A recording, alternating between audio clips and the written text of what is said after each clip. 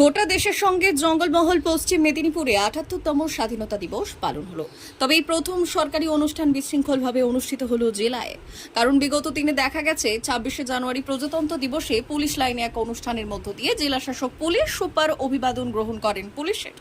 এরপর ১৫ই আগস্ট স্বাধীনতা দিবসে জেলা কালেক্টরেটে পুলিশ সুপার ও জেলা শাসক কুচকাওয়াজের অভিবাদন গ্রহণ করেন পুলিশ বাহিনীর দ্বারা। কিন্তু এবারে চিত্রটা সম্পূর্ণ বদলে গেল। এদিন দেখা যায় জেলা শাসক যখন পতাকা তুলছেন তখন মঞ্চে নেই পুলিশ সুপার ধৃতিমান সরকার সহ পুলিশের বেশ কিছু পদস্থ আধিকারিকরা। অন্যদিকে কুচকাওয়াজের প্যারেডে অংশ নেয়নি জেলার পুলিশের একাংশ বৃহৎ অংশ। একটা বাহিনী অংশ নিয়েছিল, কিন্তু তারাও হঠাৎই মাঝপথে পরিসমাপ্তি ঘোষণা করে এবং অনুষ্ঠান ছেড়ে বেরিয়ে যায়। এই ঘটনায় চাঞ্চল্য ছড়িয়ে পড়ে জেলায়। অন্যদিকে বক্তব্য রাখতে জেলার উদ্দেশ্যে ভাষণে সংক্ষিপ্ত করে দেন জেলা শাসক খুরশেদ আলী কাদরি। যদিও এ নিয়ে মুখে কুলুপ জেলা প্রশাসনের। অন্যদিকে সূত্র অনুযায়ী জানা যায় জেলা পুলিশ লাইনেও স্বাধীনতা দিবসের আরেকটি অনুষ্ঠানের আয়োজন করা হয় পুলিশের তরফ থেকে। আজ স্বাধীনতা দিবসের শুভ দিনে পশ্চিম মেদিনীপুর জেলায় বাসী এবং উপস্থিত সকলকে জানাই অভিনন্দন।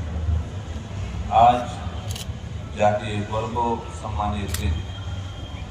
অনেক বলিদান, অনেক শহীদের প্রাণের বিনিময়ে ১৯৪৭ সালের ১৫ই আগস্ট স্বাধীন হয়েছিল আমাদের দেশ।